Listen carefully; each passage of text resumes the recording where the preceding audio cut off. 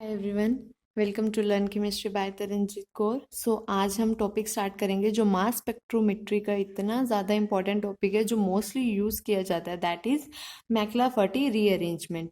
मैक्लाफर्टी rearrangement के बारे में डिस्कस करेंगे और मैक्लाफर्टी रीअरेंजमेंट +1 या डबल मैक्लाफर्टी रीअरेंजमेंट के बारे में डिस्कस करेंगे आज।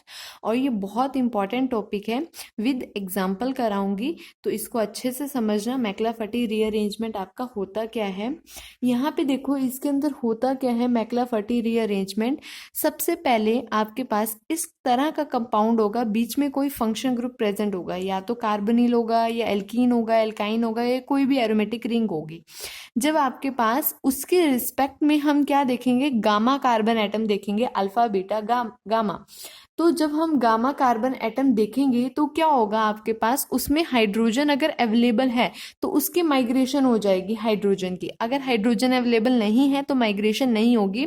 बट मैक्लाफर्टी के अंदर जो गामा कार्बन होगा उस पे हाइड्रोजन अगर अवेलेबल होगी तो आपके पास क्या होगा, माइग्रेशन होगी और देन उसके बाद क्लीवेज हो जाएगी बीटा बॉन्ड की। यहाँ पे बीटा बॉन्ड की क्लीवेज हो जाएगी। नेक्स्ट जो होगा वो मॉलिक्यूल के अंदर ही रीअरेंजमेंट होगी आपके पास, हाइड्रोजन की रीअरेंजमेंट।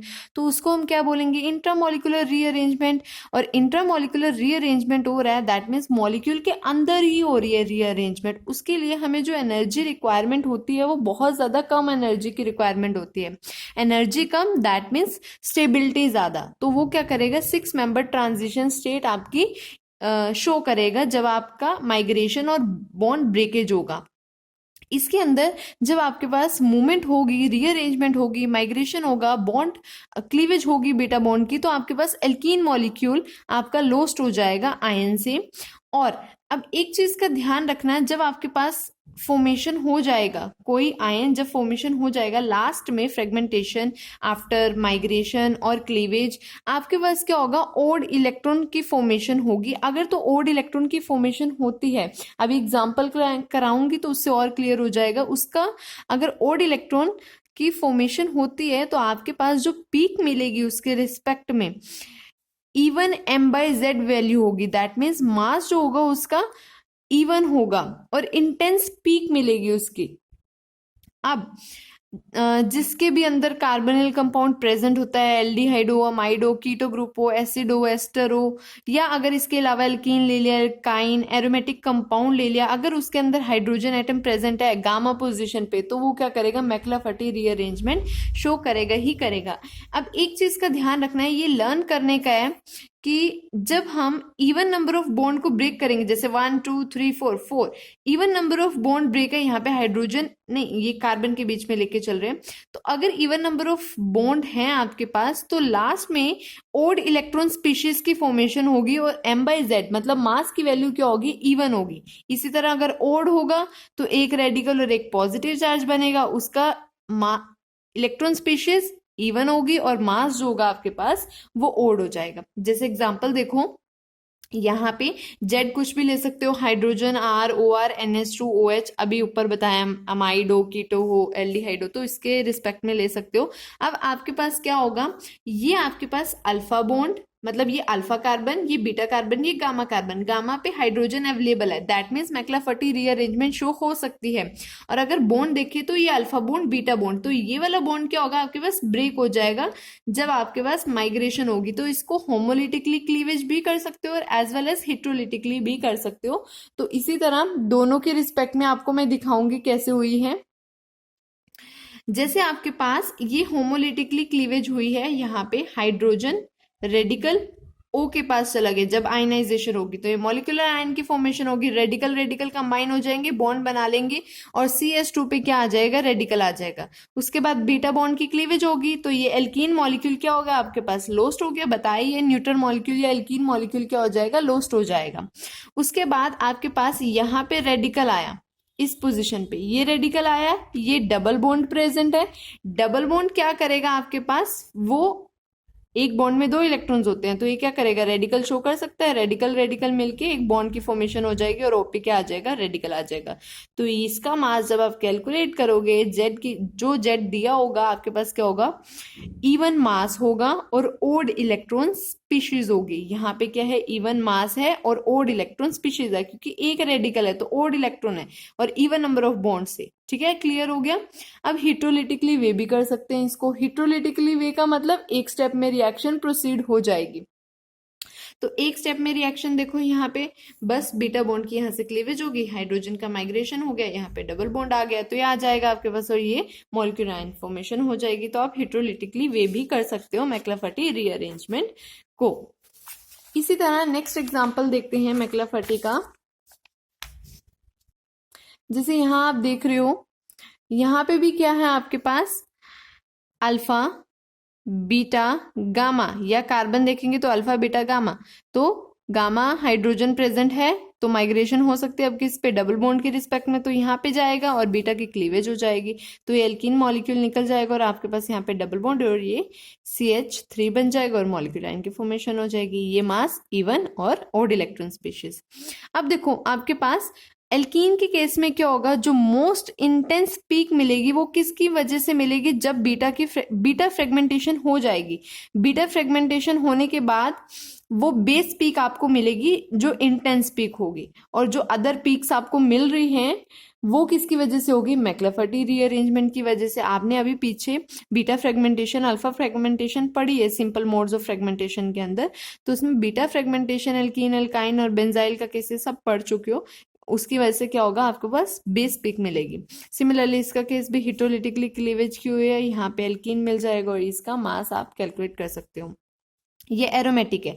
एरोमेटिक के अंदर आपने बेंजाइलिक वाला केस पढ़ा था पीछे, उसमें क्या हुई थी, बीटा फ्रेगमेंटेशन हुई। तो जब भी बीटा फ्रेगमेंटेशन हो रही है आपके पास और जो आप पढ़ चुके हो अल्फा बीटा, उसकी वजह से आपको बेस पीक मिलेगी, इंटेंस पीक मिलेगी, और जो दूसरी पीक्स होंगी वो किसकी वजह से मिलेगी, आपको मैक्लाफर्टी रीअरेंजमेंट की वजह से मिलेगी। ये रीअरेंजमेंट हुआ, एल्कीन मॉलिक्यूल लॉस्ट और आपके पास क्या आ जाएगा, ये मॉलिक्यूलर आयन आ जाएगा।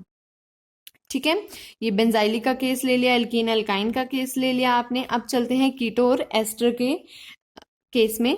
कीटो और एस्टर का केस क्या होगा, कार्बोनिल ग्रुप प्रेजेंट होगा। कार्बोनिल ग्रुप प्रेजेंट है, अगर कार्बोनिल ग्रुप प्रेजेंट है तो दोनों साइड क्या है, चेन प्रेजेंट है, तो दोनों साइड आपके पास गामा हाइड्रोजन प्रेजेंट हो सकते हैं। एक साइड चेन ज्यादा भी हो सकती है और एक साइड कम भी हो सकती है, बट इस वाले केस में आपके पास दोनों साइड गामा हाइड्रोजन अवेलेबल है आपके पास। तो गामा हाइड्रोजन अवेलेबल होने का मतलब दोनों साइड से रीअरेंजमेंट पॉसिबल है, हाइड्रोजन की माइग्रेशन पॉसिबल है। जब हाइड्रोजन की माइग्रेशन पॉसिबल होगी तो दैट मीन्स डबल मैक्लाफर्टी हो रही है, तो उसको हम क्या बोलेंगे, डबल मैक्लाफर्टी रीअरेंजमेंट। तो यहाँ पे देखो सिंपल वही हाइड्रोजन के ट्रांसफर, ये बीटा बॉन्ड की क्लीवेज हो जाएगी, एल्कीन मॉलिक्यूल लॉस्ट हो जाएगा यहाँ से और हाइड्रोजन यहाँ पे आ जाएगा, तो ये मॉलिक्यूल आयन की फॉर्मेशन हो जाएगी। पहले ऐसे था, मैक्लाफर्टी हुआ तो इसको इस तरह से शो कर दिया है। अब देखो ये इनोल बन चुका है OH, बट आपको पता है यहाँ पे जो H लेता है वो O लेगा। ठीक है, कीटो ग्रुप। तो यहां से अगर एक साइड से हो चुके हैं मैक्लाफर्टी और डबल मैक्लाफर्टी की बात करें दूसरी साइड से करने से पहले इसको क्या बनाना पड़ेगा, कीटो ग्रुप में। तो ये क्या हो जाएगा, टोटोमेरिज्म शो करेगा, ये कीटो में चेंज हो जाएगा। जब कीटो में चेंज हो गया तो alpha beta gamma, gamma position से दोबारा से ले लेगा और इस वाला बीटा बॉन्ड ब्रेक कर देगा। तो आपके पास जो आएगा CH3C डबल बॉन्ड CH2 और ऊपर OH, ये आपके पास मैक्लाफर्टी रीअरेंजमेंट होने के बाद आएगा और इसका मास आप कैलकुलेट कर सकते हो। और मेनली किस केसेस में होती है डबल मैक्लाफर्टी, कीटोन या एस्टर के केस में आपके पास होगी। इसी तरह अगला एग्जाम्पल चलते हैं हम। अगर आपके पास एक साइड कीटो ग्रुप के एक साइड एसाइल ग्रुप लगा हुआ है और एक साइड आपके पास एल्कोक्सी ग्रुप लगा हुआ है, एल्कोक्सी OR ग्रुप, ठीक है, तो आपके पास ये अल्कोहलिक पार्ट लगा हुआ है, ये एसाइल ग्रुप है। तो इसके अंदर भी क्या होगी, एस्टर के जैसे सेम मैक्लाफर्टी रीअरेंजमेंट हो सकती है, दोनों साइड पॉसिबल हो सकती है, एल्कोक्सी वाली साइड एसाइल वाली साइड। अगर आपके पास यहाँ पे एल्कोक्सी वाली साइड अगर गामा हाइड्रोजन अवेलेबल ही नहीं है तो रीअरेंजमेंट पॉसिबल नहीं होगी। मेन गामा हाइड्रोजन अवेलेबल होने के ऊपर है। तो सबसे पहले इस साइड तो हो जाएगी, एटलीस्ट 3 कार्बन तो होने चाहिए क्योंकि गामा तभी बनेगा। तो आपके पास एल्कोक्सी के अंदर, एसाइल के अंदर एटलीस्ट 3 और इसके अंदर एटलीस्ट 2 तो होने चाहिए। ठीक है, मिथाइल से हाइयर होना चाहिए। तो यहाँ पे वही बीटा फ्रेगमेंटेशन हुई, हाइड्रोजन की ट्रांसफर हुई तो आपके पास एल्कीन मॉलिक्यूल लोस्ट हो जाएगा और मैक्लाफर्टी रीअरेंजमेंट हो जाएगी। ये था सिंपल मिथाइल के केस में। अगर मिथाइल से हाइयर होता है, इथाइल वाला पार्ट आ जाता है यहाँ पे, तो कैसे होगा, तो हम अल्फा किसको लेके चलेंगे, ओ को लेके चलेंगे यहाँ पे, ठीक है। ये O alpha then beta then gamma जो आगे चेन लगी होगी, तो इसीलिए यहाँ पे अल्फा बीटा एंड गामा। तो इस साइड से मैक्लाफर्टी लगा सकते हो, सेम हाइड्रोजन की ट्रांसफर बीटा बॉन्ड की हिटोलिटिकली वे किया हुआ है यहाँ पे डबल बॉन्ड, ये एल्कीन मॉलिक्यूल लोस्ट हो जाएगा। अब देखो यहां से तो होगी, अब इस वाले पार्ट से होगी, तो ये क्या है आपके पास गामा, अल्फा बीटा गामा। तो गामा हाइड्रोजन वही सबसे पहले अगर इनोल बना है तो कीटो में चेंज होगा, कीटो में चेंज होने पे यहाँ पे CH3 आ जाएगा और यहाँ पे O आ जाएगा। तो मॉलिक्यूलर आयन है, हाइड्रोजन की रीअरेंजमेंट या माइग्रेशन हुई, बॉन्ड बीटा का क्लीवेज हुआ, एल्कीन मॉलिक्यूल लोस्ट आ जाएगा यहाँ से और मोस्ट इंटेंस पीक ये शो कर देगा एक पर्टिकुलर M/Z वैल्यू पे। अब केस लेते हैं, सपोज इस ये वाला पार्ट इतना चेन नहीं है इस वाले पार्ट की, और OH मतलब एल्कोक्सी वाला पार्ट जो है वो चेन ज्यादा है, अल्फा बीटा गामा। तो आपके पास वही किस पोजीशन से हाइड्रोजन की माइग्रेशन होगी, गामा पोजीशन से हाइड्रोजन की माइग्रेशन होगी और बीटा की क्लीवेज हो जाएगी आपके पास। अगर एस्टर, ये एस्टर वाला पार्ट है, एस्टर का कौन सा पार्ट है, अल्कोहल वाला पार्ट है, तो अगर यहाँ पे R मिथाइल से हायर हो जाता है तो उसके अंदर 2 हाइड्रोजन माइग्रेशन होना पॉसिबल है एल्काइल ग्रुप के अंदर। यहाँ पे OR ग्रुप में बीटा बॉन्ड की क्लीवेज होगी, यहाँ पे एक बार तो खुद ही जैसे गामा से हाइड्रोजन की माइग्रेशन हो जाएगी और वही बीटा की क्लीवेज हो जाएगी, दैट इज मैक्लाफर्टी रीअरेंजमेंट हो जाएगी।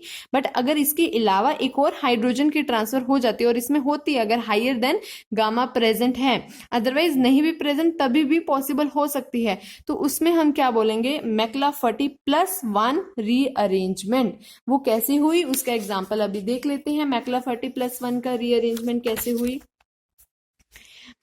अब हाँ, अगर +1 वाली बात कर रहे हैं तो उसमें इंटेंस पीक किसकी मिलेगी, वो मैक्लाफर्टी से ही मिलेगी, और लेस इंटेंस पीक मेनली मैक्लाफर्टी +1, क्योंकि एडिशन माइग्रेशन हो रही है इसके अंदर हाइड्रोजन की, तो इसीलिए ये लेस इंटेंस पीक होगी, या इसको डबल हाइड्रोजन ट्रांसफर भी बोल सकते हैं क्योंकि 2 हाइड्रोजन का ट्रांसफर हो रहा है, और ये तभी पॉसिबल होगा जब OR ग्रुप के अंदर हायर देन मिथाइल एटम्स होंगे, ठीक है, जो पीछे देखा है अभी आपने। अगर OR के अंदर R आपके पास हायर देन मिथाइल ग्रुप है तो आपके पास मैक्लाफर्टी रीअरेंजमेंट +1 होगी या डबल हाइड्रोजन ट्रांसफर होगा, तो आपके पास क्या होगा, एंड रिजल्ट में क्या होगा, 2 हाइड्रोजन की माइग्रेशन हो जाएगी एल्काइल ग्रुप से। अब देखो इसका एग्जाम्पल, और उसके बाद फ्रेगमेंटेशन हो जाएगी, सारे के सारे हाइड्रोजन ट्रांसफर हो जाएंगे ऑक्सीजन एटम पे। जैसे आपके पास ये है, इसमें आयनाइज होगा, पहले मॉलिक्यूलर आयन की फॉर्मेशन हुई, मॉलिक्यूलर आयन की फॉर्मेशन होने पे ये वाला पार्ट की बात कर रहे हैं हम अभी, अल्फा बीटा गामा। तो गामा पे क्या हुआ, वही यहाँ पे H आ जाएगा और यहाँ पे रेडिकल आ गया। अब देखो डबल किस तरह से हुई, इस साइड से हो सकती है, पॉसिबल है, बट हम इस साइड वाली बात कर रहे हैं। OH के अंदर अगर गामा से ज्यादा है, डेल्टा प्रेजेंट है, तो डेल्टा हाइड्रोजन भी माइग्रेट कर सकता है ऑक्सीजन एटम पे बीटा के बाद। अगर आपके पास डेल्टा प्रेजेंट नहीं है तो वो कहाँ से माइग्रेट करेगा, बीटा एटम से माइग्रेट करेगा हाइड्रोजन। तो जैसे आपके पास एक गामा वाला हाइड्रोजन माइग्रेट कर रहा है, होमोलिटिकली क्लीवेज हुई, यहाँ पे OH आ जाएगा और ये बॉन्ड इस तरह से ट्रांसफर और बीटा की क्लीवेज हो जाएगी, ऐसे ही होता है। यहाँ पे क्या आएगा, रेडिकल आ जाएगा। जब रेडिकल आएगा आपके पास, ये क्लीवेज हो चुकी है, डबल बॉन्ड बन जाएगा यहाँ पे। बट अगर अभी मैंने डबल बॉन्ड यहाँ नहीं बनाया, ये CH2 है, ये अभी पूरा का पूरा क्लीव नहीं हुआ है, यहाँ पे हाइड्रोजन है CH2 वाला, तो ये हाइड्रोजन क्या होगा, इस ऑक्सीजन पे जाएगा ये बॉन्ड, और एक बॉन्ड इस कार्बन पे हो जाएगा। ये तो डबल बॉन्ड बन गया आपका, ऐसे करो ये डबल बॉन्ड बना लो। जब ये डबल बॉन्ड बन जाएगा, इसका लोन पेयर नहीं, फ्री रेडिकल, इसका रेडिकल एक, और जब ये बीटा बॉन्ड की क्लीवेज होगी, इसका रेडिकल, ये मिलके डबल बॉन्ड बन जाएगा, एल्कीन पार्ट अलग, और इसका हाइड्रोजन क्या होगा, होमोलिटिकली क्लीव करेगा और वो किस ऑक्सीजन पे चला जाएगा, ये वाले ऑक्सीजन पे। और क्योंकि एक बॉन्ड 2 इलेक्ट्रॉन से मिलके बनता है, तो एक इलेक्ट्रॉन इस वाले कार्बन एटम पे, तो ये odd neutral no neutral molecule, यहाँ पे न्यूट्रल मॉलिक्यूल रिलीज नहीं हुआ, और ये आपके पास OH बन जाएगा, तो ये क्या बन जाएगा, E1 स्पीशीज हो जाएगी, और आपके पास क्योंकि यहाँ पे रेडिकल नहीं आया तो इवन स्पीशीज हो जाएगी और ओड M/Z वैल्यू हो जाएगी। इसी तरह अगला एग्जांपल देखो, alpha beta gamma, gamma hydrogen की ट्रांसफर होगी, उसके बाद बॉन्ड क्लीवेज हुआ, यहाँ पे ये OH बन जाएगा, बीटा की क्लीवेज हो जाएगी। अब यहाँ पे जो हुई है माइग्रेशन किस पोजीशन से हुई है, क्योंकि यहाँ पे अल्फा बीटा गामा, गामा से हाइयर डेल्टा प्रेजेंट नहीं है, तो आपकी माइग्रेशन दोबारा से जो डबल हाइड्रोजन की होनी है, एक बार तो गामा से हुई, दूसरी बार बीटा से हुई। अगर हाइयर देन गामा प्रेजेंट है तो वो डेल्टा से ले लेगा नेक्स्ट हाइड्रोजन। तो आपके पास ये देखो इस तरह से होने के बाद यहाँ पे रेडिकल आ जाएगा, दूसरा हाइड्रोजन किस पोजीशन से लिया, डेल्टा पोजीशन से, तो ये ऑक्सीजन ले लेगा और बीटा की क्लीवेज हो जाएगी, तो ये बॉन्ड बन जाएगा। इस साइड में एल्कीन रेडिकल, न्यूट्रल मॉलिक्यूल नहीं रिलीज हुआ, और ये आपके पास ओड मास आ जाएगा इसका, और रेजोनेंस इसके में शो कर सकते हो। तो ओड M/Z की वैल्यू क्या आ जाएगी, 61। तो आज के लिए इतना ही, मैक्लाफर्टी और मैक्लाफर्टी +1 रीअरेंजमेंट आई होप क्लियर हो गया होगा विद एग्जाम्पल सारे के सारे।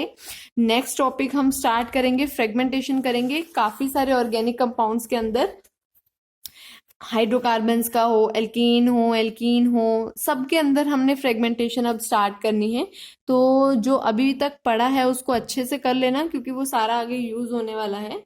Thank you so much for watching.